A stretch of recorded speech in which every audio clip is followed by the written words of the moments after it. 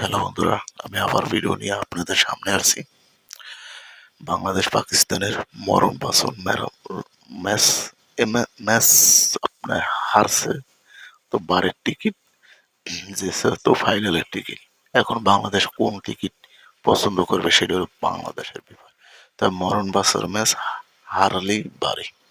তো আমরা আশা রাখি বাংলাদেশের প্লেয়ার উপরে ভারতের সাথে যে লজ্জাজনক হারটা হারছে, আশা করি আমরা সেই পাকিস্তানের সাথে সেইটা আসলে কামব্যাক করবে এবং পাকিস্তানকে হারিয়ে আমরা ফাইনাল নিশ্চিত করবো। এটি আমাদের কনফার্ম, এটি আমাদের মূল লক্ষ্য থাকবে।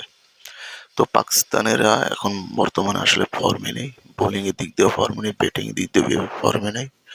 তো সেই দিক দিয়ে আসলে চিন্তা করতে গেলে বাংলাদেশ কিন্তু সব দিক দিয়ে ফর্মে আছে। অবশ্য ইন্ডিয়ার সাথে একটু বাজে খেলছে, ওটা হতেই পারে।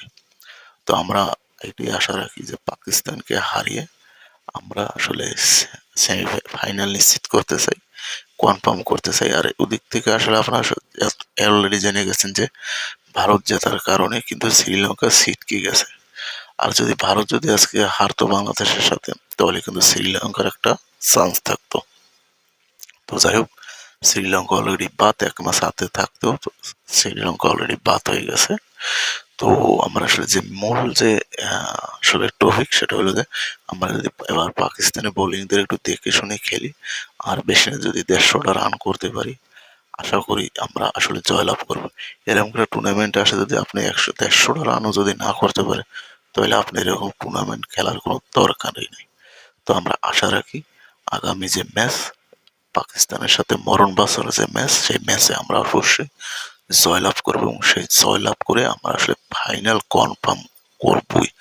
18 কোটি মানুষের মান সম্মান আশা করি রাখবে এবং আমরা যদি কোনো মতে যদি পাকিস্তানকে আসলে হারিয়ে ফাইনাল করতে পারি এবং এটা আশা রাখতে পারি যে ভারতকে আমরা আসলে ঠগিয়ে কাপ নিশ্চিত করতে পারবো, কনফার্ম কনফার্ম।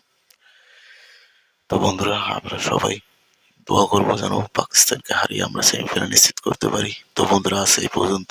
আবার নতুন ভিডিও নিয়ে আপনাদের সামনে আবার হাজির হবো। তো সবাই যে যেখানে থাকেন ভালো থাকেন।